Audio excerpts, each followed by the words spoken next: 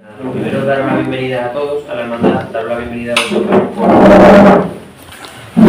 por reiterativo porque estáis en vuestra casa, así que sabéis que estáis en vuestra casa y os doy la bienvenida en nombre del hermano mayor, que espero que lo sabéis todo, que hoy había convivencia de hermandades sacramentales, se incorporará ahora dentro de un ratito, así que hago yo la presentación.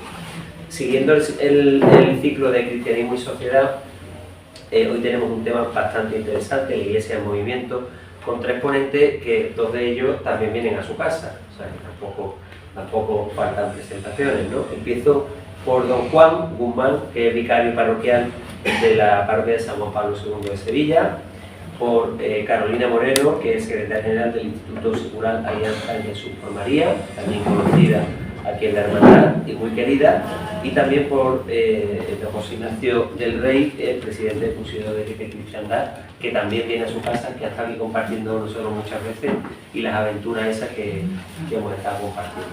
Así que modera nuestra hermana Mari Carmen Alcarrande, y nada, queda esta la mesa y muchas gracias.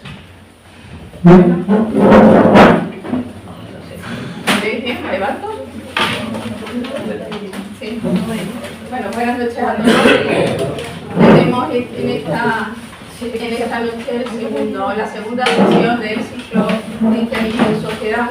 Como sabéis, pues son sesiones que se van desarrollando a lo largo del año y que tienen, digamos, un objetivo común, que es promover el diálogo de razón, de cultura, afrontar temas que tienen que ver con la realidad eclesial y cuestiones de interés candentes en la sociedad, pues analizarlos un poco a la luz de la fe y del magisterio. Y bueno, en esta noche lo que os proponemos es acercarnos a la realidad eclesial. Nosotros conocemos muy bien, estamos en este ambiente de hermandad y cofradía y bueno, y de cara afuera, pues quiero decir, que conocemos bastante menos, que existen otras muchas realidades, con sensibilidades, con espiritualidades, con carismas distintos. La Iglesia es muy amplia y la Iglesia es muy plural. Y yo creo que también es una riqueza para todos. Y bueno, los participantes que nos acompañan en esta noche, que amablemente pues han respondido a la invitación de la hermandad, son Juan Guzmán Ivanovich, es sevillano, nació aquí en Sevilla, en la calle Feria, y después, a partir de los 10 años ha vivido en San José de la Rinconada. Estudió Historia en la Universidad de Sevilla, entró en el seminario en el 2013 y con 22 años se ordenó sacerdote. No, que entró a los 22 años, perdón. Y el 22 de junio de 2019 se ordenó sacerdote. Ha ejercido su ministerio en la parroquia de San Juan Bautista, en el Castillo de la Guarda y en el Madroño. Y actualmente es vicario en San Juan Pablo II, en Dos Hermanas, y capellán del Hospital del Tomillar. Él nos hablará un poco de la realidad parroquial y los distintos grupos que conviven en la parroquia. Y bueno, y de realidades nuevas que han ido surgiendo en los últimos años, ¿no? No sé, a todos suenan más o menos movimientos como Hakuna, los retiros de Maú, FETA, pues estas nuevas realidades, un poco asomarnos a ver cómo surgen, a qué dan respuesta y en qué consisten. José Ignacio del Rey Guarter, bueno, pues conocido, es familiar para los hermanos de Santa Marta, y el nombre nos suena cuando nos dieron José Ignacio del Rey, pensamos, sí, es un lío. Viene otro cura. No, viene otro cura o viene el hermano mayor estudiante. También puede venir. Pues José Ignacio es casado, tiene un hijo que lo conocemos, Ignacio del Rey, que hemos tenido la suerte de que nos ha predicado en diversos cultos. Hermano del silencio, conoce muy bien también la realidad de las hermandades y cofradías. Bueno, él ahora mismo no es maestro en educación primaria y está jubilado. Y bueno, durante 10 años ha sido voluntario en Cáritas, prestando diversos servicios en el proyecto Lázaro, de personas sin hogar. También fue miembro durante estos años de la Comisión Diocesana de Formación de los Proyectos de Personas sin Hogar. Actualmente es presidente del Movimiento de Cursillos de Cristiandad de la Diócesis de Sevilla. Es miembro del Consejo Diocesano de Pastoral, integrante de la Comisión Permanente de la Delegación de Apostolado Seglar y del Consejo Pastoral de la Parroquia de San Sebastián. Él nos presentará lo que es el movimiento de Cursillo de Cristiandad y un poco cómo es la realidad de apostolado seglar en la diócesis de Sevilla. Y por último tenemos a Carolina Moreno Cordero. Ella es consagrada, pertenece al Instituto Secular Alianza en Jesús por María. Y lo he conocido cuando he preparado esta mesa. Carmen me ha hablado del movimiento. Ella nació en Sevilla, estudió Magisterio, Filosofía y Teología y actualmente trabaja como funcionaria en el Ayuntamiento de Sevilla, en el Servicio de Alcaldía Protocolo. Es miembro, como he dicho, del Instituto Secular de Alianza en Jesús por María y acaba de celebrar la clausura del primer centenario de su fundación, y ella ha sido elegida recientemente como secretaria general. A lo largo de su vida ha participado en muchas realidades de grupos, en parroquia, instituto, como catequista, como monitora, ha ejercido en la enseñanza en colegios también, y desde hace 2 años pues la tenemos aquí como catequista de los grupos de confirmación. Y bueno, y sabéis que yo también pertenezco a otros movimientos de apostolado seglar, salesianos cooperadores, que también puedo compartir algo y entrar en diálogo con ellos, ¿no? Y bueno, la propuesta que hacemos para el desarrollo de la mesa es, por una parte, hacer una presentación, cada uno de vosotros hace una exposición, y ya después entrar en una segunda parte donde vamos a proponer una serie de cuestiones que podamos reflexionar y compartir. ¿De acuerdo? Y bueno, y hacer partícipes a todos vosotros que podáis también preguntar y compartir vuestras reflexiones.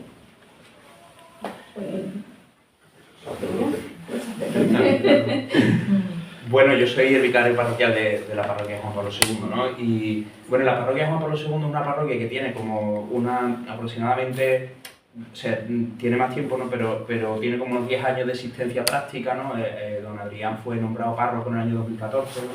Entonces, desde ese momento empezó la construcción de un templo, ¿no? Físico, de piedras muertas, ¿no? Que a veces podemos decir, pero también la construcción de una comunidad, ¿no? Y hoy una cosa es que el padre Adrián tuvo muy claro desde el principio que el proyecto de la construcción de la parroquia tenía que ir acompañado de un proyecto de evangelización del barrio, ¿no? Y entonces, un poco dando palos de ciego, sin saber muy bien cómo hacerlo, con las 4 personas que se le juntaron en los primeros momentos de la parroquia, fue construyendo todo un proyecto de evangelización, ¿no? Que 10 años después pues, ha dado como resultado una de las parroquias quizá más vivas de la diócesis, no la más viva, porque hay parroquias muy vivas en la diócesis, gracias a Dios, pero sí una de las más, ¿no? de las más grandes. Pero sobre todo es una parroquia que está muy dirigida hacia la nueva evangelización. Y eso significa que es una parroquia que está dirigida hacia gente que no tiene fe o que tiene una fe muy de costumbre, ¿no? Entonces, toda la vida pastoral de la parroquia gira en torno a eso, ¿no? Lo primero que se creó en la parroquia que se usó fue un método que viene de México, que está sobre todo muy implantado en Brasil, que es el SINE, Sistema Integral de Nueva Evangelización, que es un proceso de creación de pequeñas comunidades que empieza con una evangelización puerta a puerta, después una serie de reuniones semanales que se llaman Casa Abierta, y después de esa Casa Abierta se hace un retiro carismático y se empiezan a transformar las parroquias, ¿no? Ese modelo es el que ha construido la parroquia, ¿vale? Después de ese modelo empezaron a llegar nuevos métodos, ¿no? Como los distintos retiros de la familia de Emaús, ¿no? Emaús, Efetá y Bartimeo. El último que llegó fue Bartimeo, el primero fue Efetá. Después de los retiros de Emaús también llegaron los retiros del proyecto monoconyugal y aparte de eso, pues todas las cosas propias de la parroquia. Pero toda la vida de la parroquia, también las cosas propias de la parroquia, como lo pueden ser pues, la pastoral de la salud o las catequesis de los niños, las distintas formaciones de los cursillos prematrimoniales, prebautismales, todo eso, todo está atravesado por la idea de la nueva evangelización, ¿no? Y es muy interesante porque un fenómeno que estamos viendo en la parroquia es precisamente la idea que tenía el párroco. Mucha gente alejada, todos los años, se van incorporando a la parroquia. Gente que no ha practicado su fe en años, de repente vienen a misa porque tienen que traer a los niños a catequesis, hacen el despertar religioso y vuelven. Y todo esto, la idea base de todo esto, o por lo menos más que la idea, el plan de formación, podemos decir, base de todo esto, no es un plan de formación como tal, sino que es el anuncio del querisma. El anuncio del querisma, que es el contenido básico de la fe, ¿no? Que es en lo que se basa toda la nueva evangelización, se usa para todo, para todas las catequesis. El amor de Dios, el pecado, la salvación en Cristo, el señorío de Jesús, el Espíritu Santo y la Iglesia, que son un poco los temas principales del querisma, es lo que se usa para todo, adornado pues, con los distintos necesidades de la formación del momento. Y gracias a eso pues, se ha construido una comunidad muy rica, muy viva, en la que hay mucha diferencia de carisma, ¿no? De gente que viene de muchos movimientos diferentes, pero que todos participan con corresponsabilidad en la construcción del templo, que todavía está por terminar, falta por concluir la torre, pero que ya es una comunidad construida, viva y que sobre todo que evangeliza, ¿no? Y bueno, eso es lo que yo puedo decir de la parroquia Juan Pablo II. Bueno, pues yo vengo a hablaros, a compartir con vosotros una realidad de la Iglesia que quizás sea muy desconocida, o de las más desconocidas, que son los institutos seculares. Los institutos seculares nacieron con la Constitución Pro Vida Mater de la Iglesia en 1947. Es decir, somos muy recientes dentro de lo que es la historia de la Iglesia. Pero ese documento nos dio identidad, nos reconoció como que se podía vivir la consagración total, es decir, con votos de pobreza, castidad y obediencia, sin necesidad de ir a un convento o integrarte en una comunidad, en un monasterio. Se podía vivir esa consagración en las realidades ordinarias, cotidianas, que todo laico vive en todas las situaciones de la sociedad. Esa fue la novedad de los institutos seculares. Somos laicos, laicas, en mi caso, como todos vosotros, pero aunamos consagración y secularidad. Ese es el signo de los institutos seculares. Somos plenamente consagradas, también hay consagrados, plenamente consagradas y consagrados, pero en las realidades de cada día, en la sociedad de cada día. Vivimos en familia, tenemos nuestro trabajo, formamos parte de la sociedad y todo el ámbito posible, en distintas asociaciones culturales o de tipo político o de todo tipo, y ese es nuestro signo especial. No tenemos otro signo. Pasamos desapercibidos totalmente. No me conoce.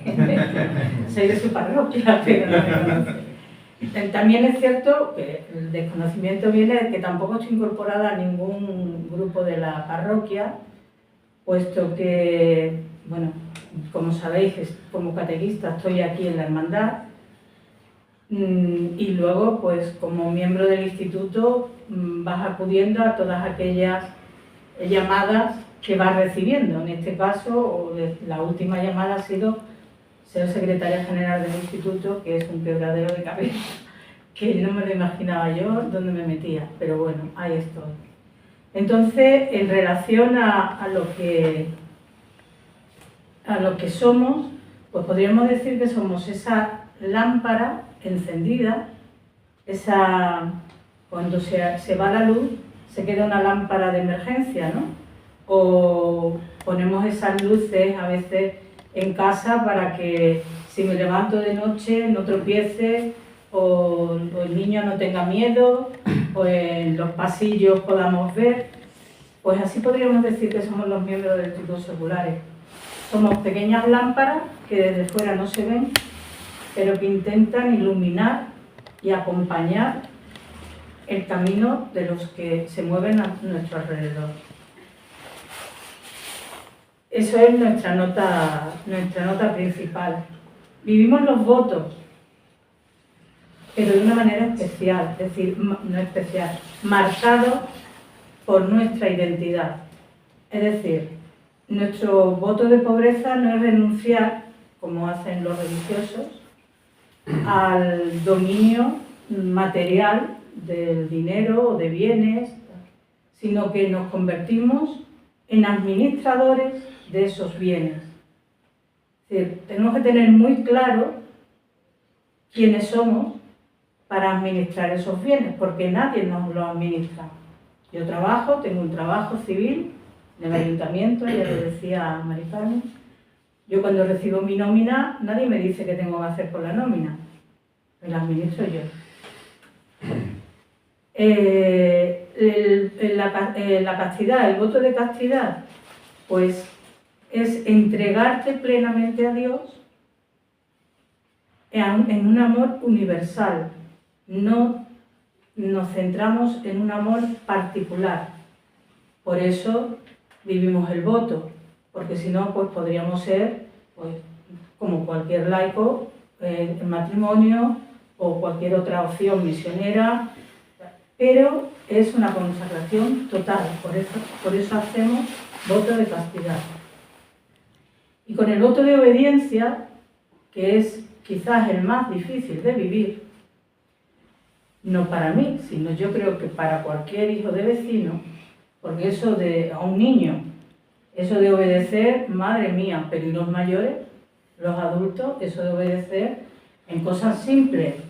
Prohibido aparcar, allí hay que aparcar. Bueno, pues nosotros convertimos ese voto de obediencia en un discernir y buscar siempre qué es lo que el Señor quiere. Para mí, para el instituto, para la sociedad, para los hermanos, para los alejados, para los pobres, para los ricos. Es decir, es un ejercicio de la libertad que nosotros vivimos a través de lo que llamamos signo de los tiempos. Es decir, puede ser la llamada de una persona que te necesita, pero es que tú tenías preparado otra cosa. Tú te habías hecho idea de ir, de venir, de salir a comprar, ¿no? Pero alguien te llama. Ahí está tu voto de obediencia. ¿El Señor qué quiere que haga? ¿Me voy de compra o acompaño a esta persona? Esa libertad de elegir constantemente es lo que el Señor me está pidiendo. Pues los que pertenecemos al Instituto Secular somos laicos, como todos los que hemos sido bautizados, que viven su fe en medio del mundo y que tienen responsabilidades familiares, laborales, eclesiales y sociales. Nuestra manera de vivir hace que lo cotidiano se convierta en un signo teológico. Es decir, no hacemos las cosas porque seamos buenos, ¿no? Ese es un problema que muchas veces tenemos. ¿Qué buena persona es? Yo a lo mejor soy un auténtico desastre, pero es que hay algo que yo he hecho opción en mi vida, no para ser buena, sino para ser luz o para ser testigo. Y eso es lo que me tiene que llevar en mi vida. No el ser bueno. Si eres buena, pues mejor que mejor, pero me entienden que no es un buenismo natural, ¿no? De decir, qué buena gente, ¿no? Son opciones. Entonces, los institutos seculares están llamados a transformar el mundo desde dentro, todas las realidades. Es un gran programa el que nos plantea el ser miembro de un instituto secular, no siempre somos capaces de cumplirlo. Santificar la vida. Como decía el Papa Francisco, los santos de la calle. Hay que dejar de nombrar tantos santos espectaculares, por decirlo de alguna manera, para fijarnos en los santos de la calle, que hay muchos santos en la calle. Todos los institutos seculares tenemos eso en común, pero hay algo que nos distingue o nos diferencia a unos de otros, y es el carisma propio del instituto, que le da una identidad. El carisma de cada instituto es lo que, digamos, la forma a través de la cual Dios te llama. Es decir, te puede llamar pues, por el camino de la pobreza, como puede ser los franciscanos, que todos vivimos el voto de pobreza, pero los franciscanos lo hacen carisma, es decir, su propia identidad. O te puede llamar por el camino de la educación, como pueden ser los salesianos, los maristas, los hermanos de la Salle, pero cada instituto tiene su propia identidad. Y entonces pasó a hablaros, me dijo Carmen, como ejemplo, por decirlo de alguna manera, pues hablas de tu instituto. Pues como bien ha dicho Mari Carmen, mi instituto es Alianza en Jesús por María. Nacimos un 2 de febrero de 1925, por lo tanto acabamos de celebrar el centenario. Nuestro fundador era un párroco, un sacerdote vasco de esos, ¿cómo le llaman?, de caserío, de pueblo perdido, que sintió la llamada. Y entonces, una vez que comenzó a ser sacerdote, se planteaba que cómo es que a nadie se le había ocurrido que se pudiera vivir la santidad, la vida de consagración en secularidad, no se le había ocurrido antes a nadie, se le había ocurrido antes que a él. Y decide comenzar a caminar. Poco a poco va elaborando un reglamento. Ese reglamento se lo entrega a todos los prelados habidos y por haber, que él consideraba que le podían dar luz sobre lo que él estaba haciendo. Sí, le animaron, tal, pero nadie en realidad se puso manos a la obra. Es más, hasta le perdieron todos esos documentos que él había ido escribiendo poco a poco. Pero no desistió. Volvió a escribir el reglamento, porque lo tenía grabado en el corazón, como él decía, y ni corto ni perezoso se fue a Roma. Estamos hablando de una época en la que viajar no era lo más fácil de este mundo, ni económicamente, ni por facilidades de... Ahora dice uno, voy a Roma, y en 1 hora y media está allí, pero en el año... alrededor del año 30 por ahí, no era tan fácil. Se plantó con sus documentos allí en Roma, los entregó y hasta más ver se volvió a San Sebastián a esperar. Y como no le llegaba nada, un 2 de febrero de 1925 dijo, pues mira, yo voy a empezar y a ver qué sale de esto. Llamó a 20 catequistas que estaban trabajando con él en la parroquia de Santa María en San Sebastián y les propone comenzar esta vida. Y en esa respuesta primera, de 20, solo respondieron 12. Nosotras decimos muchas veces que nos da miedo el número, ¿no? Es decir, ay, no entran nuevas vocaciones, las instituciones no se van renovando. Mi instituto empezó con 12, no empezó con más. Y hemos cumplido un centenario. Actualmente, además de estar en España, estamos en Italia, en en Ecuador, en Estados Unidos, en México, en Panamá, en Puerto Rico, en República Dominicana y también en Uganda y el Congo. En todos esos sitios tan dispares, tan diferentes, con culturas tan diferentes, viven exactamente igual que vivimos nosotras aquí, cada una inmersa en su realidad. No, las de Uganda no se vienen a España, las de Uganda viven en Uganda, su realidad. Ahora mismo están en guerra, pues allí están viviendo la guerra.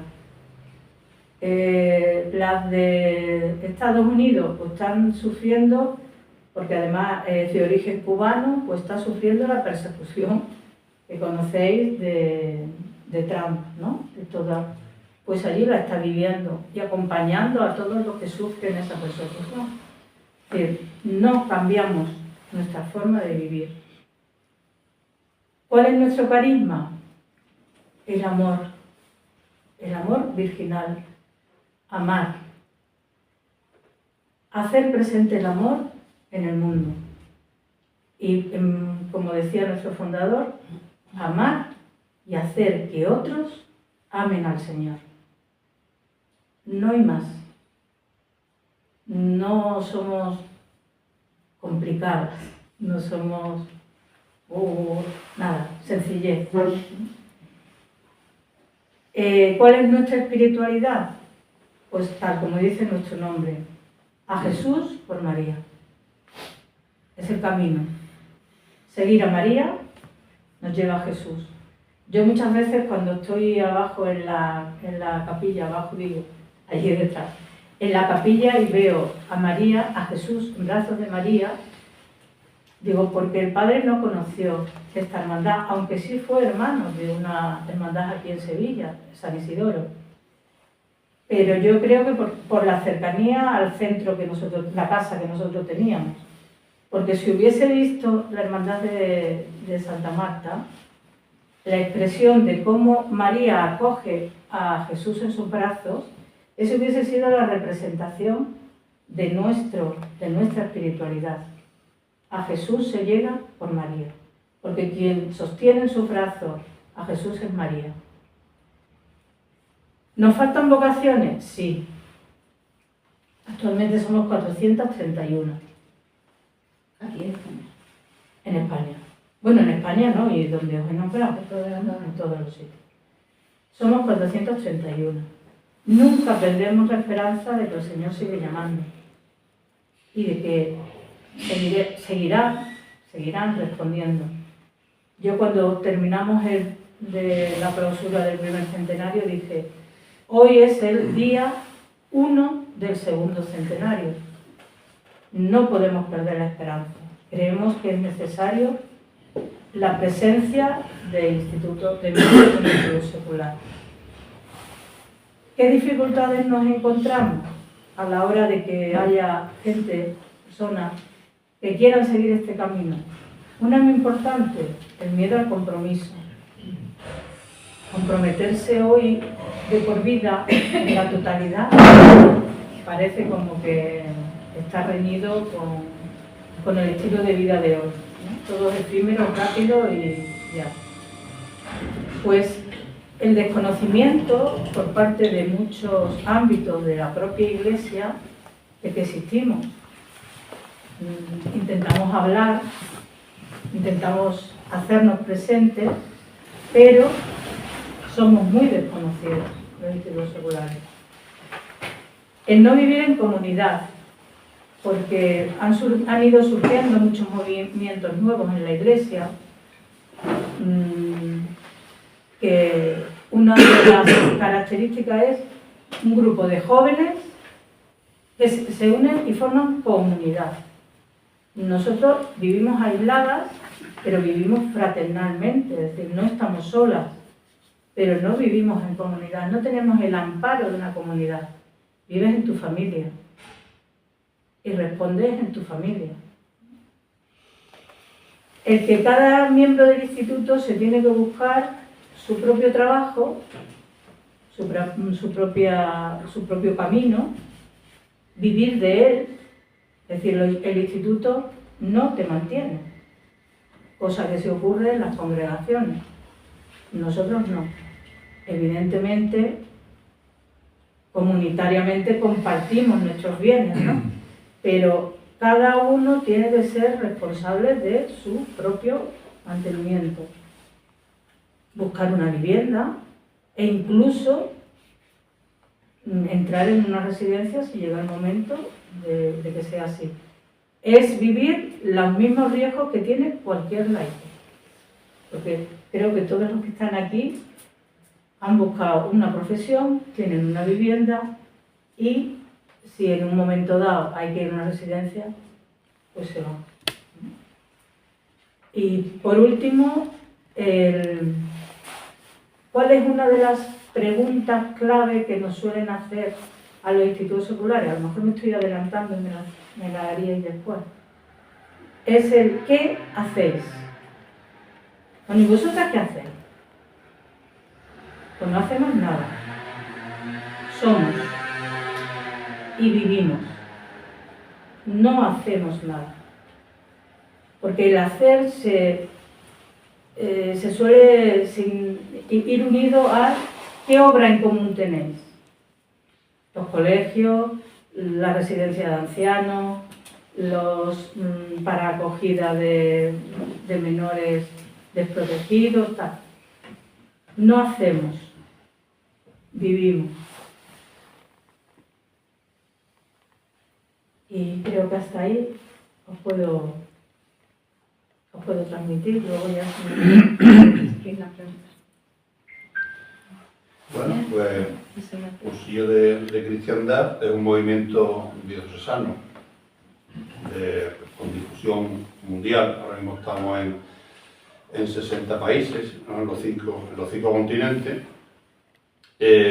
Curiosamente, en el momento que vinieron la primera tanda de ucranianos aquí a Sevilla, que compartimos conjuntamente, se celebró el primer cursillo, el primer cursillo en Ucrania. Curiosamente, además con 18 jóvenes, ¿no? que a partir de ahí pues, empezaron a surgir en Ucrania, ¿no? Es un movimiento carismático de primer anuncio. Me gustaría explicar esto de primer anuncio, porque parece que detrás va a haber un segundo. No viene un segundo. El primer anuncio es el anuncio básico de nuestra fe. No es sustituido por nada, sino es donde tenemos que volver muchas veces para coger y encontrarnos otra vez con nosotros mismos. El movimiento de Cursillo nació hace ya 76 años en Mallorca. Fue a raíz de un camino de Santiago que hicieron, estaba proyectado que lo hicieran 100.000 jóvenes, lo hicieron nada más que 70.000 jóvenes, que no estaría nada mal en la actualidad.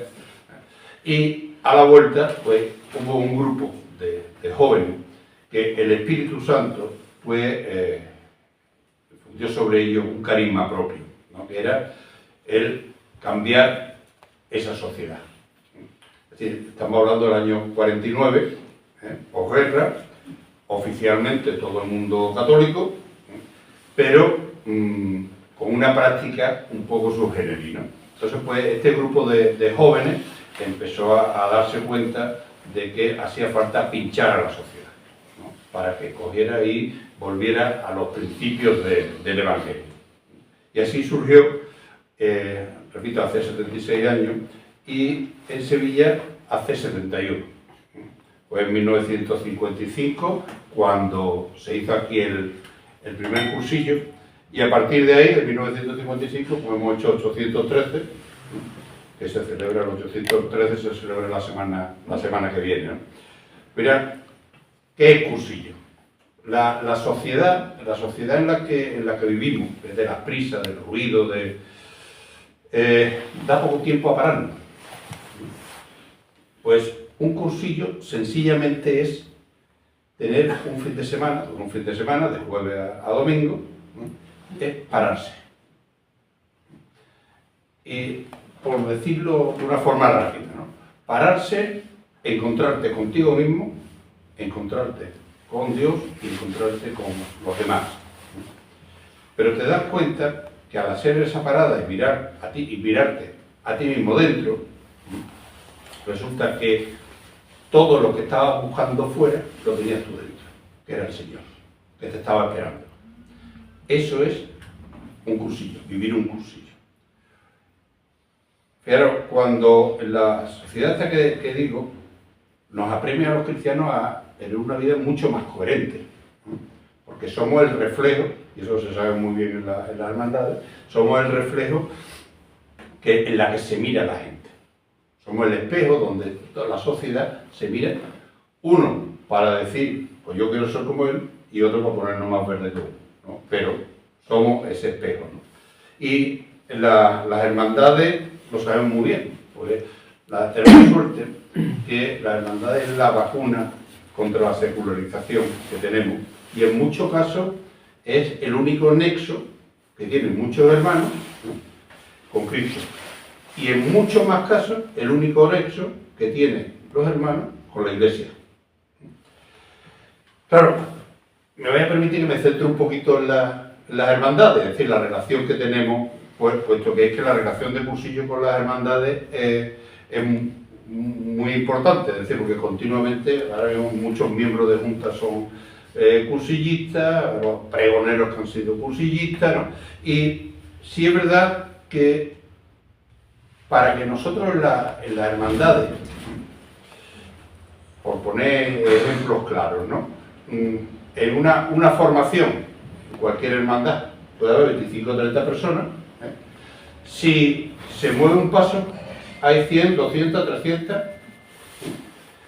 pues eso seguramente es porque falla algo, repito, en todas las hermandades, ¿no?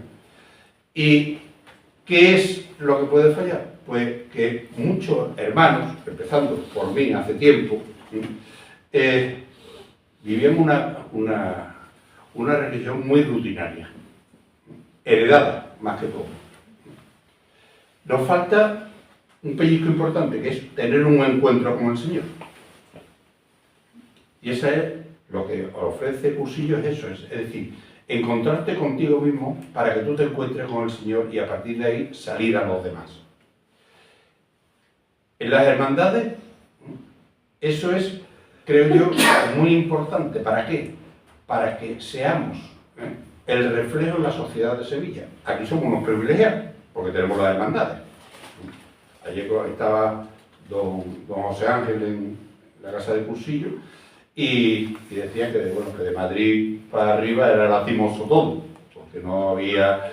Y, bueno, lógicamente, hombre, él ha pasado de 7 hermandades que tenía en esta raza a 750 que hay aquí. Pues hay una diferencia, ¿no? Pero comentaba que no nos podemos confiar, y es verdad. Es decir, bueno, aquí tenemos las hermandades, tenemos mucha gente que viene a la iglesia, pero no nos podemos conformar con que vengan a la iglesia, en qué situación vienen a la iglesia. Porque claro, cuando se fundó el movimiento de Cursillo de cristiandad, y en la actualidad, hay una preferencia por ir a los alejados. Pero claro, el tema de alejados ahora hay que redefinirlo en muchos términos. Alejado antes era el ateo, el agnóstico, oye, que vienen, además, es fantástico, es maravilloso, vienen a Cursillo y a mí me gustaría que vieran qué sucede ahí cuando están delante del sagrario. Porque realmente se puede decir que se viven verdaderos milagros ahí. Pero vamos a redefinir alejados.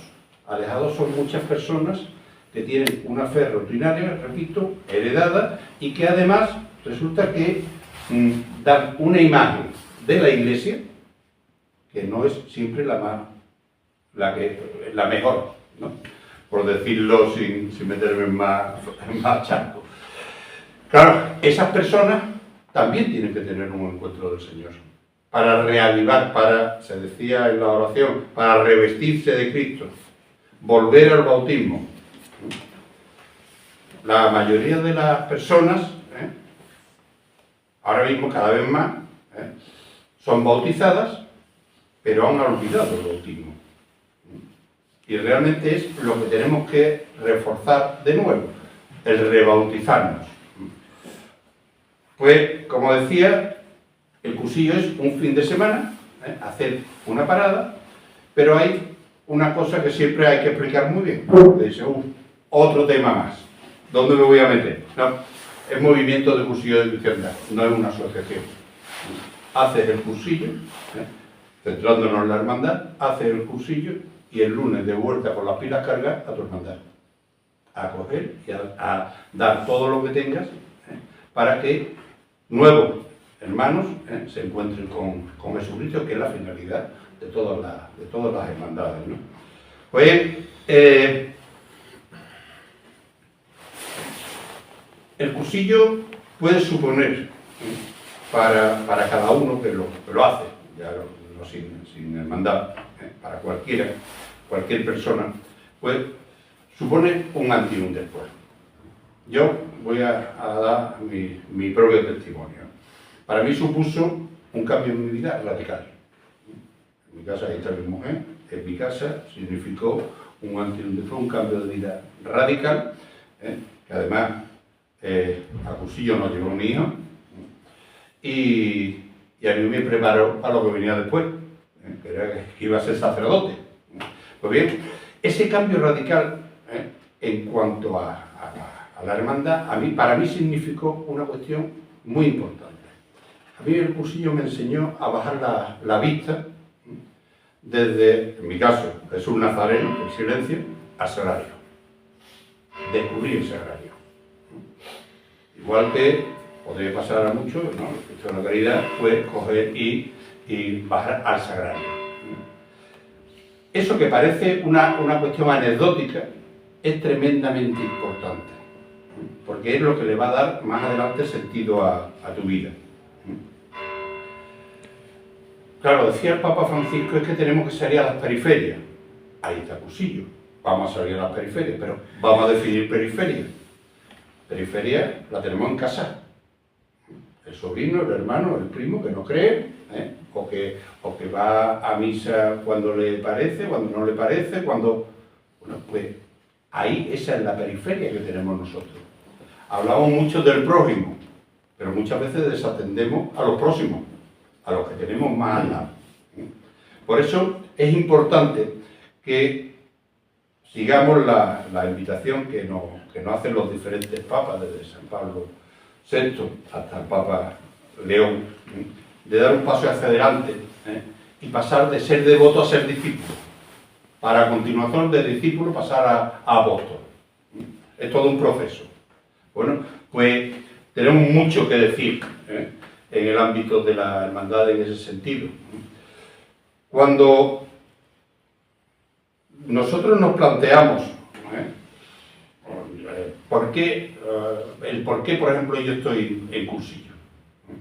Pues yo estoy en cursillo simplemente porque me obliga, primero porque el Señor me ha llamado, ¿no? Pero después porque me obliga a devolver lo que ha hecho cursillo conmigo. Es decir, ¿cómo puedo coger yo y responder a esa llamada del Señor? Que no es ni más ni menos que estando a su disposición para coger y servirlo en los cursillos de cristiandad. Ahora mismo la Iglesia nos está llevando en gran parte de pasar del buen samaritano al buen pastor. Es decir, no a lo que nos encontremos ayudarlos, sino que ir a buscar a los que no están. Antes se decía que en el buen pastor, ¿no?, que se perdía una oveja e iba a por allí y dejaba las 90. Ahora a lo mejor hay que dejar a la oveja y tiene que ir a por los 90. Porque la sociedad va cambiando. Y ahí entra dentro lo que es el carisma de cursillo. El carisma de cursillo, nosotros no tenemos fundadores como tal, tenemos iniciadores, que fue, como repito, en Mallorca en el 49, que era un seglar, que era Bonín, un sacerdote, que era Sebastián Gallardo, y Monseñor Hervás, que era un obispo. Y a partir de ahí surgió todo. Como anécdota, en Mallorca, bueno, la iglesia al principio no cayó demasiado bien lo que pretendían estos jóvenes en la iglesia, y con el tiempo cogieron y separaron al obispo, lo mandaron a la península, y al sacerdote también. Un poco, si dijéramos, para coger y amortiguar un poquito lo que pudiera pasar. Lo hicieron muy mal, porque a partir de ahí se extendió ya por todos lados, porque eso no existía en la península y existió en la península. Después lo hicieron misioneros y apareció en Colombia, apareció en distintos sitios, ¿no? Mira, yo creo que es muy importante que experimentemos, ¿no? Repito, el redescubrir. Claro, si ese carisma lleva a una mentalidad, la mentalidad de Cursillo es simplemente analizar la sociedad en la que vivimos para transformarla. Esa mentalidad lleva una finalidad. La finalidad nuestra no es hacer cursillos, como hay mucha gente que piensa, ¿no? Nuestra finalidad es transformar nuestros ambientes. ¿Cómo se transforman esos ambientes? Por una estrategia. Esa estrategia es muy simple. Transformar a personas para que influya en los demás. Es decir, no es coger y decir vamos a cambiar, no. Yo cambio para que mi familia cambie, mi trabajo cambie, para la influencia, ¿no? que se pueda tener. Y eso con un método concreto, que ahí es donde entra Cursillo, ¿no? Y entra un post-Cursillo. Es decir, como dije antes, cualquier persona que hace cursillo, el lunes está en su ambiente cogiendo y, bueno, en primer lugar, digiriendo lo que ha vivido el fin de semana, primero, y después coge y para entregarse a los demás. ¿Qué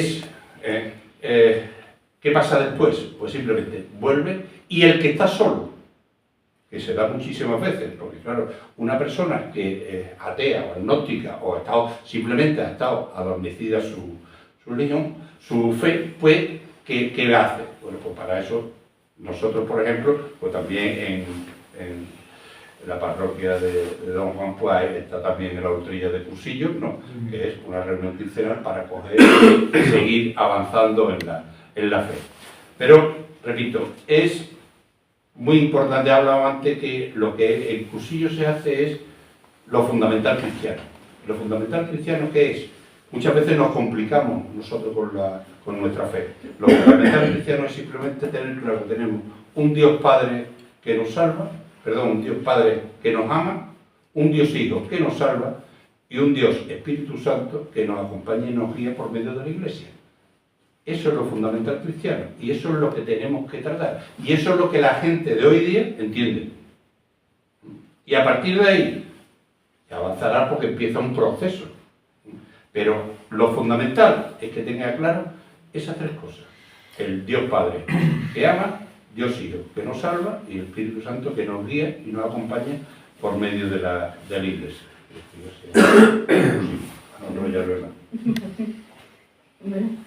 Pues nada, como veis, eso cada uno de ellos podía darnos para una sesión entera y guiarnos a hacerle preguntas y a profundizar. A mí la primera pregunta que se me ocurría hacer es, bueno, cuando hablamos de la realidad eclesial, de ser iglesia, se nos viene a la mente jerarquía y magisterio. Y iglesia es mucho más. Iglesia estamos hablando, iglesia es pueblo de Dios, iglesia somos todos los bautizados, ¿no? Y ser iglesia también es vivir, digamos, como unas cuatro dimensiones fundamentales, ¿no? Ser iglesia es comunión, es servicio, es anuncio y celebración, que se me olvidaba. Hay 4 palabras ahí que nos enseña, me acuerdo de Luis Fernando: coinonía, diaconía, liturgia, martiría. Eso es comunión, servicio, anuncio y celebración. Y lo primero que a mí se me viene es que te encuentras con mucha gente, bueno, que yo soy creyente, ¿no? Que yo tengo mi fe y tal, ¿no? Pero ¿hasta qué punto se puede vivir la fe en soledad? Es importante vivir la fe en comunión en la iglesia. ¿Cómo lo vivimos nosotros? ¿Cómo decir a otro que es importante y que lo nuestro es clave? Que nuestra fe no se vive solo, que nuestra fe se comparte y se vive en comunión. Yo diría, primero, que esto es la idea del Papa Benedicto XVI, ¿no? que decía que la fe no es una cuestión de ideologías ni de seguir a una figura histórica, sino que es un encuentro real con Jesucristo, ¿no? Y está resucitado, ¿no? Entonces, cuando tú vives ese encuentro con Jesucristo, te das cuenta que Dios es amor. Y cuando vives en el amor de Dios, tú necesitas tener a quien amar. No puedes vivir el amor solo para ti, porque eso de alguna forma hace el amor infértil, ¿no? O sea, no hay amor, verdaderamente, ¿no? Si tú te has encontrado con Cristo, tú sientes la necesidad de compartirlo. Y sientes la necesidad de compartirlo con iguales, que te contrastan, que te ayudan, que te guían o a los que guías, que te acompañan en el camino y que comparten la vida contigo, ¿no? O sea, cuando hablamos del amor, y el amor es precioso, es muy bonito y tal, pero es muy vacío si no tenemos un rostro al que amar, ¿no? Entonces, tú necesitas una comunidad para poder amar a Jesús, porque si no, no lo estás amando. No lo estás amando, eso es así como yo lo entiendo, ¿no? No sé qué pensaréis. Pues sí, yo me estaba recordando ahora en el proceso de formación en confirmación, aquí que está José María, que tiene, si lo veis, tiene una aura especial desde el viernes. Pues es algo en lo que incidimos mucho. Si eres seguidor de Jesús, si eres discípulo de Jesús y quieres ser apóstol de Jesús, no puedes vivir en soledad, tienes que vivir en comunidad. Jesús lo primero que hace cuando empieza su camino de anuncio es buscar una comunidad. Es lo primero que hace. Es bautizado, recibe el Espíritu Santo y busca una comunidad. Ese es el sentido de ser seguidor de Jesús, de ser cristiano. Vivir en comunidad.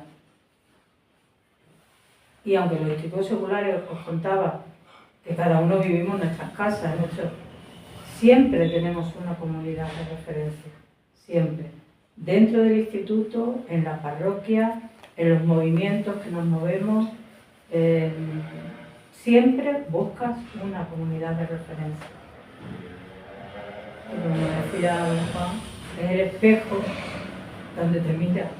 Tú mirándote a ti mismo eres fantástico.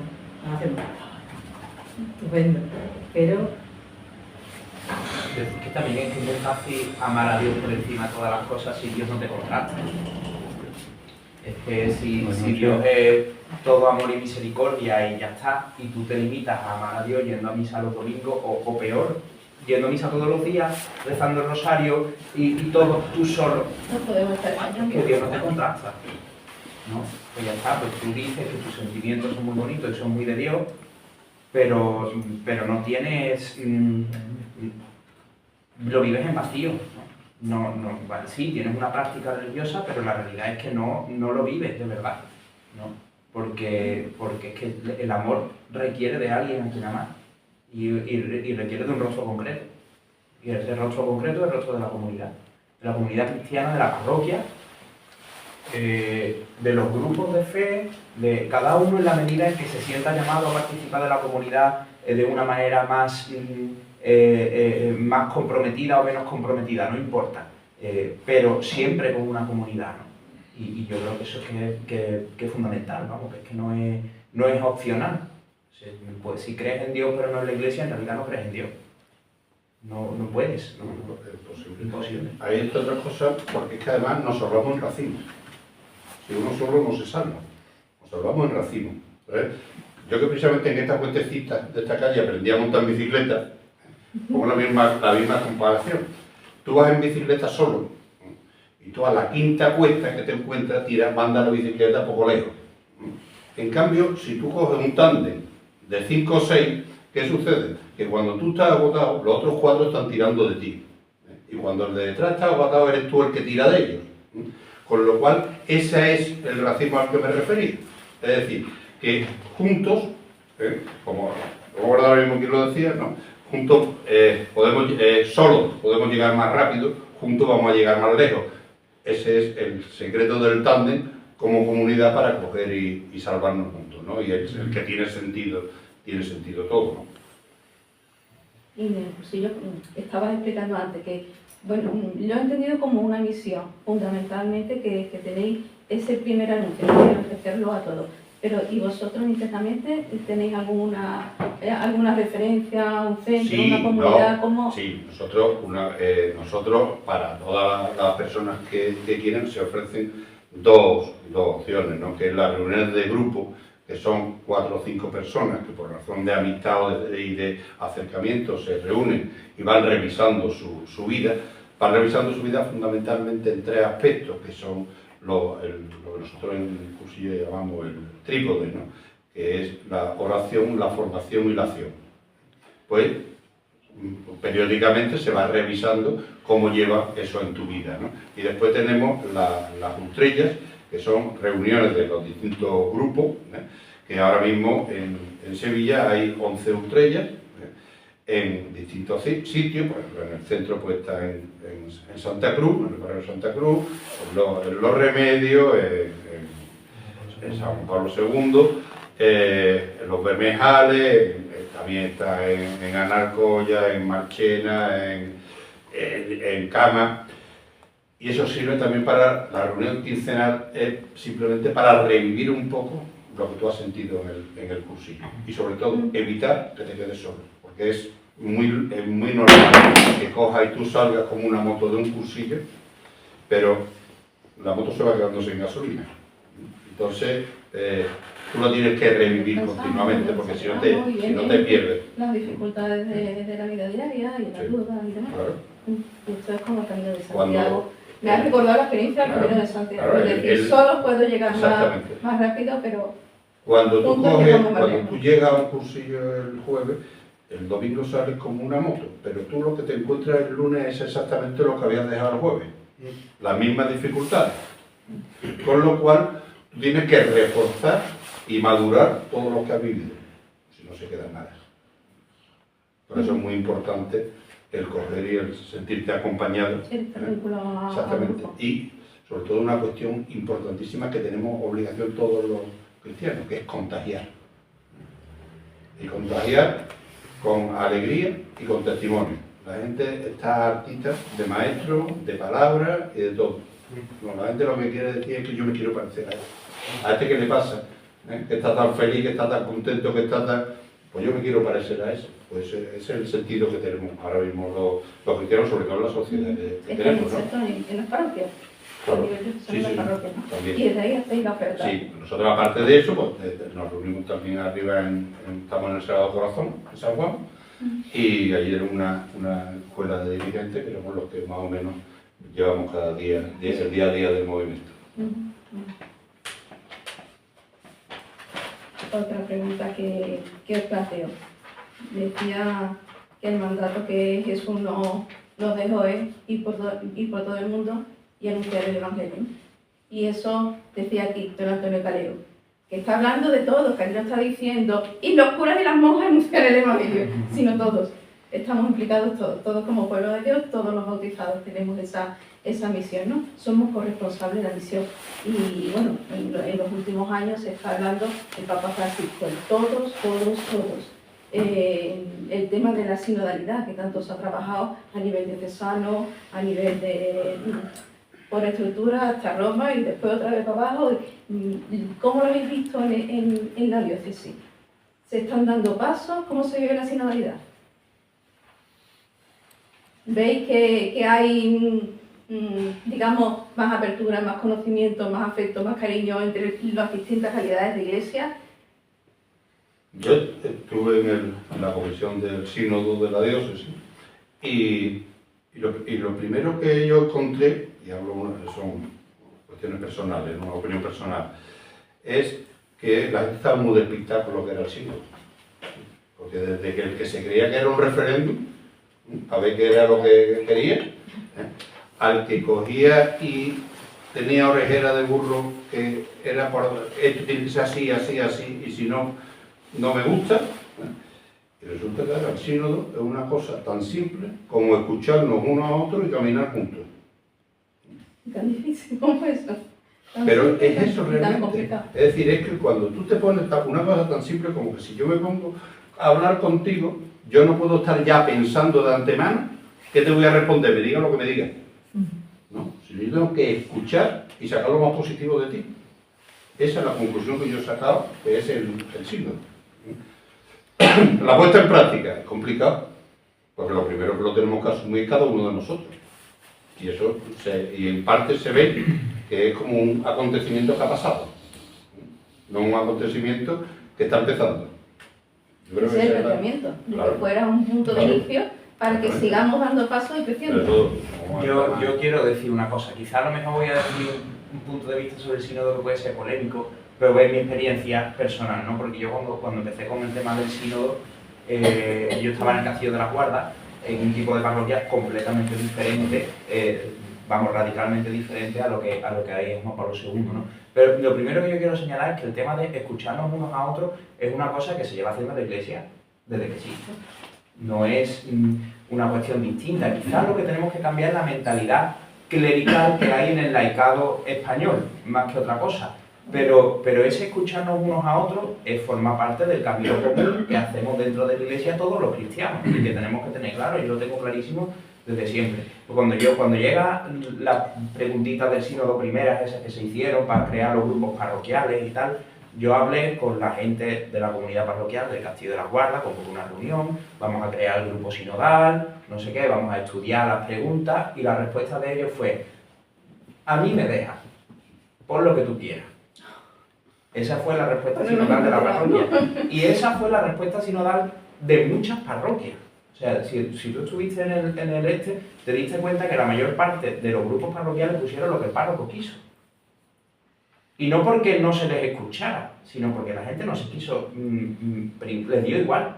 Yo creo que hemos partido, quizá, no sé, no voy a ser tan valiente como para decir que la Iglesia se equivoca, porque no lo creo, ¿no? Pero sí creo que hay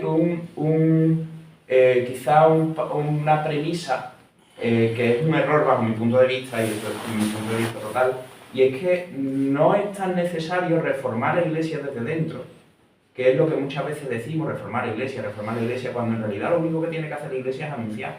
Lo decías tú al principio, ¿no? El mandato del Señor no fue ser cristianos perfectos y hacer comunidades que sean maravillosas. El mandato del Señor fue ir al mundo entero y proclamar el Evangelio. Eso lo estamos haciendo. A ver, la Iglesia católica, universal, lo está haciendo. Está estupendo y lo está haciendo y hace su labor y la hace estupendamente. Pero tú lo estás haciendo. Antes de sentarnos a escucharnos los unos a los otros a ver qué queremos de la Iglesia, que eso es maravilloso y lo tenemos que hacer constantemente, ¿vale? Pero antes de hacer todo eso, estamos saliendo a anunciar. Y las hermandades, yo creo que lo hacemos, ¿no? Cuando sacamos los pasos a la calle, cuando hacemos cosas de formación y tal, y verdaderamente yo estoy convencido que gracias a Dios en Sevilla y en Andalucía en general, las hermandades son un dique contra la secularización que funciona muy bien. Pero más allá de todo eso, ¿estamos suscitando en el seno de las hermandades que la gente se encuentre con Cristo?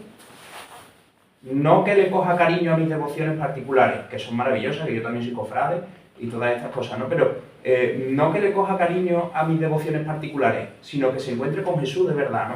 Pasar de la imagen, baja la mirada al sagrario, ¿no? ¿Qué decía José Ignacio? ¿Lo estamos haciendo? ¿Estamos haciendo que la gente viva ese encuentro radical con Cristo que cambia la vida? Que no es emocional ni es formativo, que es experiencial, es decir, que coge toda la vida, todas las dimensiones de la persona, y que es sanador y que es liberador. Pues yo la experiencia que tengo en la parroquia con la nueva evangelización es que cuando a Dios se le llama, actúa. Cuando a Dios se le pide, Dios hace. Y cuando nosotros rezamos para que la gente se convierta, la gente se convierte. Y me parece una verdad de perogrullo, pero verdaderamente pasa. Lo que yo me pregunto, ¿lo hacemos? ¿Verdaderamente confiamos en el Señor? ¿O preferimos humanamente seguir controlando las instituciones para que las instituciones sean de un modo u otro según la sociedad que tenemos y no escuchar la voz de Dios en realidad, tal cual, para seguir evangelizando? Esa es la reflexión que yo hago después de toda la experiencia sinodal, que ha sido muy positiva en algunos ámbitos, pero también en otros ámbitos ha sido muy polémica. Entonces yo me pregunto hasta qué punto verdaderamente esto responde a la necesidad de denunciar el Evangelio. Y lanzo la pregunta, no sé si... Pues no sé si te va a gustar mi respuesta. Bueno, no pasa nada. Aquí estamos para darnos Verá, los institutos seculares nacen en la Iglesia para evitar ese gran espacio, esa gran distancia que había entre lo clerical, incluidos los religiosos, y el pueblo de Dios. Ahí había un abismo. El pueblo de Dios dice, mi parroquia, la gente no ha colaborado, ha participado. Es que igual todavía no se tiene conciencia de que el pueblo de Dios es tan importante como el clero. Y eso que hace 60 años de... A eso es a lo que voy, por lo de tenemos un laicado muy clerical. Pues A eso es a lo que voy. Pero, ¿en qué he visto yo positivo el sínodo? Pues que desde lo más alto de lo clerical, que era el Papa Francisco, llegó un momento, me imagino que lo habréis oído decir y tal, que llegó al sínodo y, como aquel que dice, dio un golpe en la mesa cuando se estaban tratando temas muy complicados y dijo, más o menos, ¿no? Esto en plan ya sevillano, de aquí no se mueve nadie hasta que no os entendáis. Entonces, han tenido que pasar muchos años y poquito a poco vamos dándonos cuenta de que pueblo de Dios somos todos. Todos estamos llamados a anunciar, a celebrar, a hacer iglesia, todos. No podemos estar esperando que sea el clero que decida lo que tiene que hacer.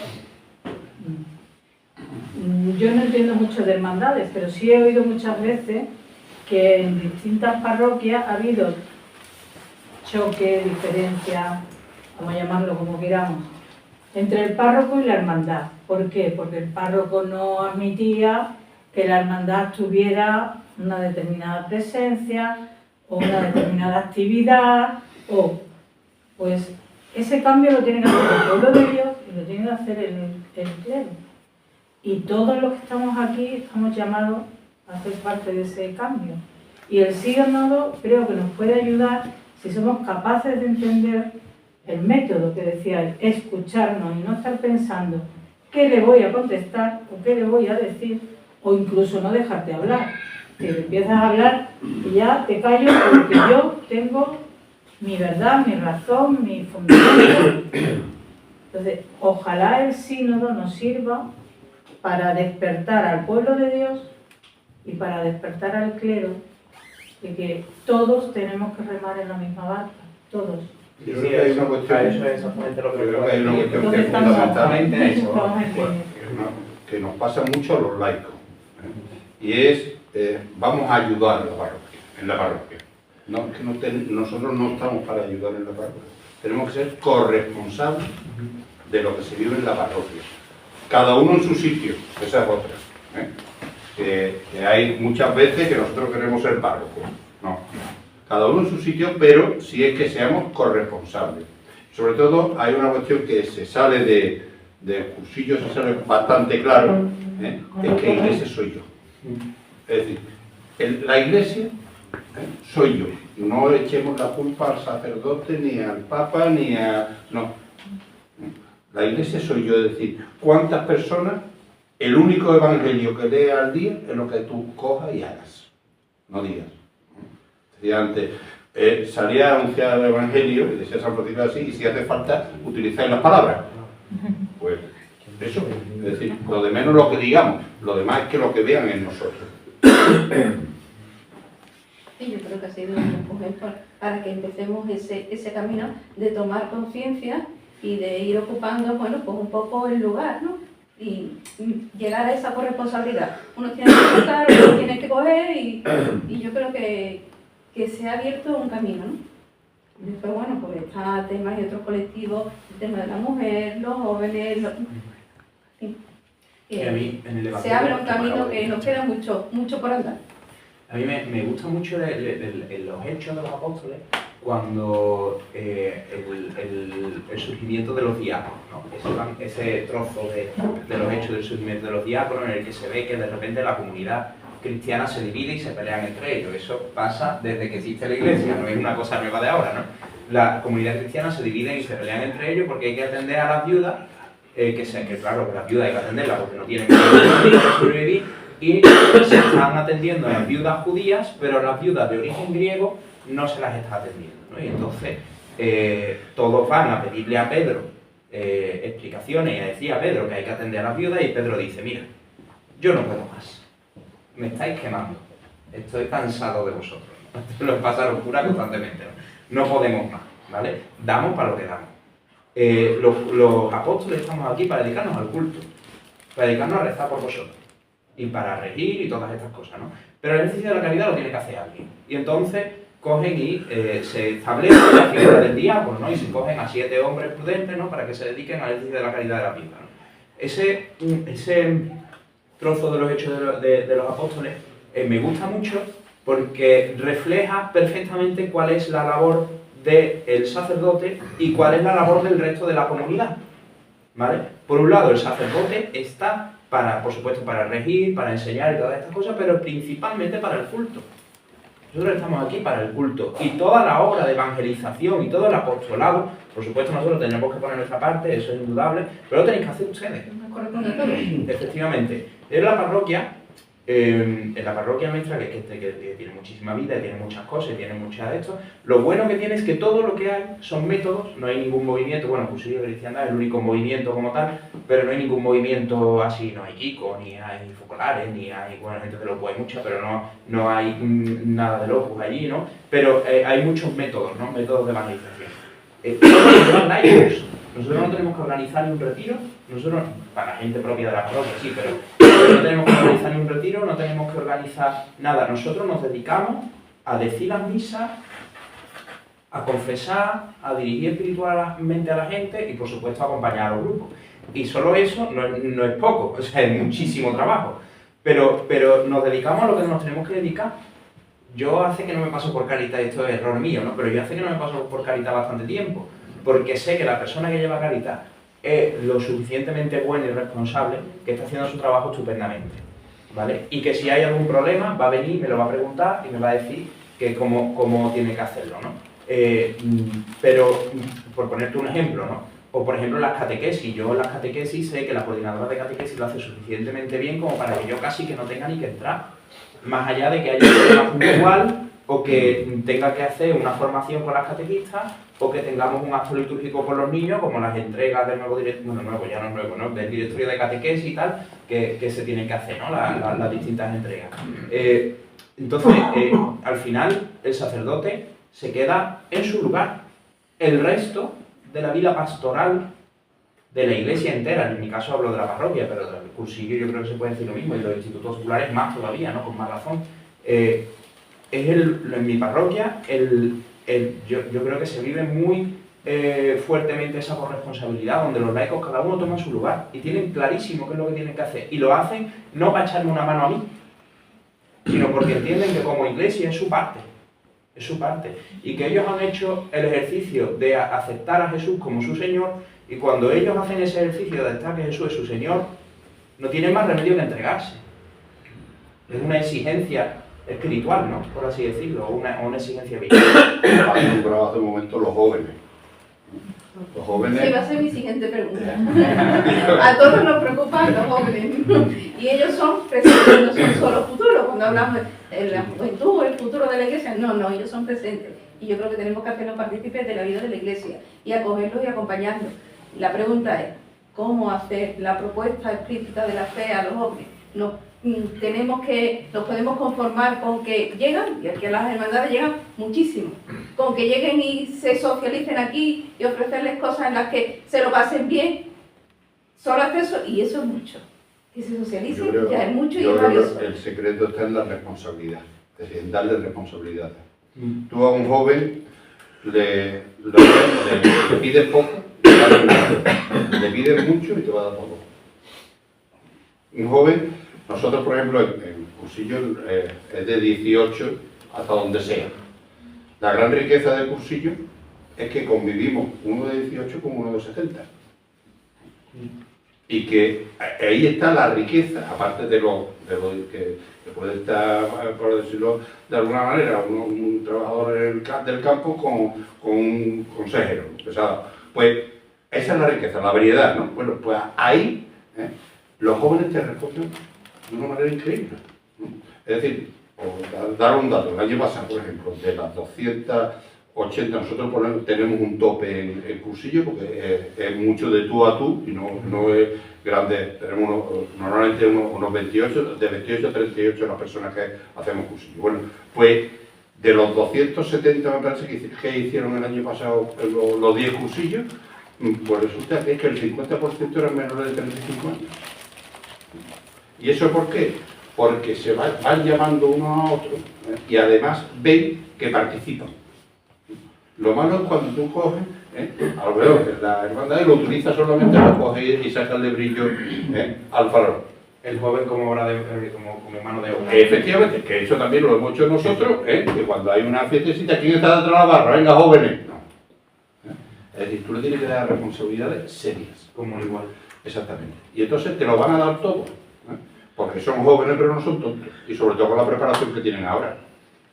Es decir, que tenemos que darle el lugar que tienen que vivir, lo que tú has dicho. No es el futuro, son el ya.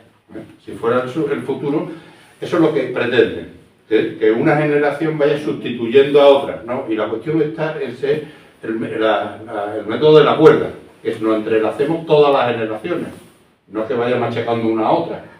Ustedes esperan que sois jóvenes y ustedes iros por ahí porque ya habéis pasado y sois mayores. ¿No? Exactamente, el método de la cuerda, de que todos nos entrelacemos las distintas generaciones, es como después nadie va a poder con eso. Y esa es la fuerza de la Iglesia futura. Yo creo, la experiencia que tengo en la parroquia, ¿no? Es que es verdad que los jóvenes vienen, ¿no? En las hermandades pues vienen muchísimo, ¿no? Muchísimo. Yo creo que hay como dos riesgos, ¿no? Con los jóvenes, o tres riesgos, voy a decir tres riesgos. El primero es que sean mano de obra, y ya está, ¿no? Y los jóvenes limpiar plata y a ponerse en la barra, ¿no? Como dice, o pegar carteles, ¿no? Eso yo lo he vivido siendo joven en la iglesia, ¿no? Yo nada más que valía, nada más que me llamaban para poner carteles. Y decía, por Dios, no tengo más nada que aportar que poner carteles o mover bancos, ¿no? Pues eso. Primero que sean mano de obra, ¿no? Segundo es hablarle como si fueran niños, ¿no? Tenemos ese peligro de coger, ha dicho 18, pero es que podemos ir para atrás, ¿no? A chavales de 15 años, tratarlos como si tuvieran 10. No, un chaval de 15 años, vamos, es más, un niño de 10 años ya tiene su cerebro perfectamente formado para que tú lo puedas tratar, correspondiente a su edad, pero para que tú lo puedas tratar prácticamente como un adulto. A un niño de 15 años le tienes que hablar claro, y le tienes que ser sincero y hablarle. Y es normal, como le hablaría a cualquier otro, no como un niño, ¿no? Y tercero, limitar la oferta a lo lúdico o a lo formativo, ¿vale? Entonces, planteamos una convivencia y vienen todos los niños, todos los chavales de la hermandad vienen a la convivencia y nos lo pasamos estupendamente bien, nos hartamos de cerveza, que es lo último, ¿no? Porque tiene un problema con el alcohol, yo lo veo con todos los jóvenes, ¿no? Nos hartamos de cerveza, nos lo pasamos estupendamente bien y ya está, no tenemos nada más que aportar. O ahora hacemos una convocatoria de formación y entonces vienen 4 jóvenes, los 4 de siempre, ¿no? Y ya está, y no viene nada más, nadie más, ¿no? Entonces, yo creo que esos tres peligros es lo que hace que los jóvenes se mantengan en una distancia en la cual sí están, pero no del todo. Y están para lo que les interesa, ¿no? Yo creo que el quid de la cuestión es tratarlos como adultos, ¿vale? Dándoles responsabilidad dentro de su ámbito, ofrecerles algo más allá de pasarlo bien o formarse, ¿no? Y además, seriamente, ofrecerles oraciones serias. Va a ser un fracaso las primeras. A partir de ahí irán creciendo, irán viniendo. Hablarles claro, presentarles la moral de la Iglesia y la enseñanza de la Iglesia tal cual es, a lo mejor adaptándola en el lenguaje, pero no en el mensaje. El mensaje es el que es y esto es lo que hay. Y sobre todo buscar un encuentro con Cristo. Y yo creo que ahí, en todos estos métodos de nueva evangelización que están surgiendo ahora en la Iglesia, como Cursillo de Cristiandad, que hace ya más de 70 años que surgió, o Efetá, Bartimeo para los más pequeños, ¿no? O hay una propuesta también muy interesante que ha surgido en la Hermandad del Rocío de Dos Hermanas, para las Hermandades del Rocío, que se llama Cazadores, que también es súper interesante. Propuestas de este tipo... ¿Son itinerarios de crecimiento en la No, fe o son experiencias es que específicas? el problema que tenemos es que pensamos que esos jóvenes que vienen ya tienen experiencia en la fe, entonces lo que le tenemos que proponer es un itinerario. No, error, eso es empezar la casa por el tejado. Estamos obsesionados con la formación. No, esos jóvenes que vienen no saben quién es Jesús. Lo único que saben es que Jesús murió en la cruz y resucitó al tercer día. Que ya es bastante, vamos, que quiero decir, que ya es bastante. Pero no saben qué implica eso en su vida.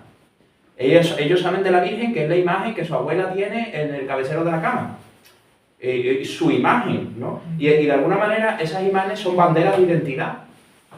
Pero no tienen una experiencia religiosa. Y eso es lo que tenemos que buscar. Una experiencia religiosa real. Que se encuentren con esto, que se les ofrezca un modo de vida distinto al que les ofrece la sociedad. Y yo, la experiencia que tengo en la parroquia es que funciona. Porque yo creo que los jóvenes están ávidos de certezas. Decías tú antes lo de todo. Toda la vida, cuando arañas un poquito. Lo que decía el Papa de todo, que precisamente lo dieron una JMJ. La S es muy importante.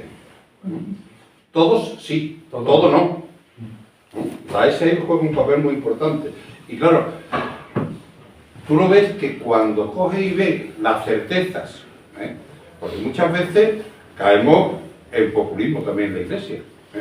O decimos lo que la gente quiere oír para que esté con nosotros. No, la gente necesita... El mensaje Dios te ama es precioso. Claro. El mensaje tú has pecado Efectivamente, es muy duro, pero también hay que decirlo. Algunos que son más o menos de mi edad, antes absolutamente de chico era todo pecado. Lo que no podía hacer lo tenían muy claro, lo que podía hacer no lo tenían muy claro. Ese mensaje de ahora, de amor, es completamente distinto, es lo que atrae, ¿no? Y eso en los jóvenes es importante coger y ofrecerles el decir, vamos a ver, porque es que hay una cuestión que tenemos que tener muy clara, y yo creo que la tenemos claro todos, ¿no? Jesucristo dijo, yo soy el camino, la verdad y la vida, no dijo un camino, una verdad y una vida. Y nosotros muchas veces desvirtuamos ese mensaje diciendo, bueno, con que estén aquí recogidos bastante, que piensen lo que les dé la gana, ¿no? Ellos necesitan certeza, y yo creo que lo que nos están pidiendo a grito es certeza. Y antes, cuando hace años, lo que hacía falta con los jóvenes era remover las ascuas. Ahora es que no hay ascuas. Hay que entenderlo. Es que, claro, es que cuántos jóvenes vienen ahora de familias que es que no han oído hablar de Jesús, o lo que han oído mejor que no lo hayan oído. Es que ahora es más fácil que nunca, porque mi generación, yo tengo 34 años, yo soy del año 91, soy muy joven, ¿no? Pero mi generación tenía prejuicios de la Iglesia, porque mis padres son los que renunciaron a la fe, ¿no? Fue la generación que renunció, ¿no? Y mi generación tenía prejuicios, porque es lo que había escuchado de sus padres. Pero la generación que viene detrás mía ya no tiene ni prejuicios, ¿no? Es que no sabe nada. Y aquí en Sevilla sabe eso, que Jesús murió en la cruz y resucitó al tercer día, y que María era su madre. Vale. Bueno, identificamos los personajes Claro. también, ¿verdad? Bueno, sabemos. No sé, según quién, según a quién le pregunte. Pero a día de hoy no tienen prejuicio. Y miran a la fe con ojos nuevos. ¿Vale? Miran a la fe y de la misma manera que mi generación a lo mejor miraba espiritualidades orientales, ¿no? Los jóvenes de ahora, 15, 16, 17, 18, 20, 21, 22, hasta 25 años, ellos no conocen nada, sí. no conocen nada, no tienen una imagen de la Iglesia, ¿no? Sí. Y eso lo vemos en las nuevas creaciones culturales que están saliendo, ¿no? Se habla muchísimo de Rosalía, del nuevo disco, de la película de los domingos y todas estas cosas que están saliendo, que bueno, habrá que ver cómo acaba esto, ¿no? Pero sí es verdad que lo que deja ver es que las nuevas generaciones se acercan a la realidad eclesial con ojos nuevos. A lo mejor se acercan hechos un lío antropológicamente porque no son ni ella ni él y son, no sé cómo cuál es el artículo. Bueno, no importa, que se acerquen y ya veremos, pero que se acerquen, ¿no? Y ya nosotros les ofreceremos una certeza sobre quiénes son, ya les ofreceremos una certeza sobre la identidad, ya les ofreceremos qué cosas son importantes en la vida, ya nosotros les ofreceremos lo que tengamos que ofrecer, que no es otra cosa que a Jesucristo, ya está. Pero ellos no son tontos y vienen con ojos nuevos. Claro, o sea, sobre todo porque se ha dado las circunstancias de que los padres hemos dimitido de la transmisión de la fe. Con una anécdota, un niño del colegio con 11 años vio la pasión de Cristo. Los padres católicos se llevó un sofocón porque lo que menos esperaba que lo crucificaran. Claro, la profesora de religión se quería cortar la vena en esos momentos, porque decía, tú como un años todavía, que sofocón, no dormí toda la noche, que sofocón me llevé, maestro, porque vamos, cuidado como lo crucificaron, Pues, pero esa es la responsabilidad, es nuestra, ¿no? Lo volvemos a lo de antes, el ser iglesia de nosotros, de transmitir la fe en nosotros, no lo tiene que transmitir la iglesia etérea. Cada uno de nosotros, sí. Cada uno desde su punto de vista. Claro, a mí me toca hacerlo desde el ambón, pero claro, cuando yo hablo en el ambón, hablo a gente que me va a decir que sí, es muy fácil, lo mío, bueno, relativamente, pero no, es relativamente fácil. Arriba. Pero a ustedes, a todos, ¿no?, de vosotros, os toca hacerlo en la calle, donde la gente va a decir que no, ¿no? Yo le digo mucho a los de Maús, porque el riesgo, y esto yo creo que en el cursillo no pasa tanto, pero también pasa, el riesgo es ahora que todos los cristianos hacemos la ruta del bacalao católico y vamos a cada uno de los retiros, ¿no? El turismo religioso. El turismo religioso. Entonces yo siempre digo, que es fácil esto ponerle un retiro a alguien que sabe que no va a decir que sí a un retiro, porque ya está evangelizado. Pero ve a los que están en el bar tomando cerveza y proponle retiro a ellos. Ve a tus compañeros de trabajo y proponle retiro a ellos. A esos que sabe, a ese familiar que sabes que no va a la iglesia nunca y proponle retiro a ellos. Lo hacen también, claro que lo hacen. Pero es muy fácil evangelizarnos entre nosotros, ¿no? Donde ya el campo está cuidado, donde la hierba crece, donde el campo está trabajada la tierra, y entonces vamos a un retiro y salimos llenitos del Espíritu Santo y es maravilloso. Maravilloso, ir a hacerlo, o sea, es decir, si alguno de ustedes no ha hecho cursillos de cristiandad, o no ha hecho Emaús, o no ha hecho nada, hacerlo porque es maravilloso, una experiencia maravillosa, pero hay que salir. Pero luego hay que bajar del favor. No, Y darle continuidad. Pero eso del turismo religioso, que lo llamo yo, es consecuencia también de la sociedad. Es decir, ¿qué tipo de compromiso tiene la sociedad? Es decir, yo cojo, hago. Si yo tendré esta semana, dentro de un mes hago Emaús, dentro de 2 meses hago conyugal, dentro de 3 meses no sé qué, y no me comprometo con nada. Y cuando pasa un año ya no quiero hacer, entonces entro en un desierto espiritual que me Eso es también falta de compromiso. Claro. Ese es el problema que yo expresaba al principio. ¿Cuál es la primera dificultad que nos encontramos? En la falta de compromiso. Y en relación con los jóvenes, por lo menos desde los institutos seculares y en mío en concreto, sí que hemos notado que es importantísimo porque los jóvenes se sienten muy solos. Aunque estén todo el día en grupo, se sienten muy solos. Y la manera más fácil de comprobar eso es la necesidad que tienen de consumir redes sociales. Es decir, para estar conectado ¿con quién? Si no conoces, ni te dejas conocer, porque es, lo habréis observado muchas veces, están con el móvil, están uno. No da tiempo ni a ver el mensaje que te están transmitiendo, uno. Están solos. Entonces, es muy necesario ofrecerles encuentros con Jesús en comunidad. Esa es nuestra experiencia. Yo lo que quería transmitiros con todo esto es que se puede. Que es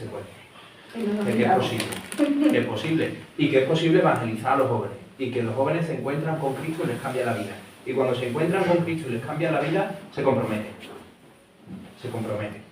Y yo, esa es la experiencia que tengo en la parroquia. Es verdad que, claro, que es que vivo en una sociedad líquida, ¿no? Lo decías tú antes muy bien.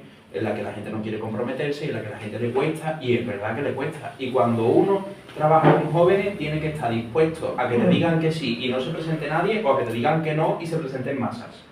Y tiene que estar completamente dispuesto a que se te cambien los planes, a que no salgan las cosas como esperabas, a cabrearte mucho.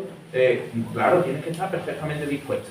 Y poco a poco irán creciendo y se irán comprometiendo. O sea, yo tengo 34 años y estoy más cerca de esas generaciones, pero estoy seguro que ustedes cuando teníais 20 años no teníais el nivel de compromiso que cuando teníais 30, seguro.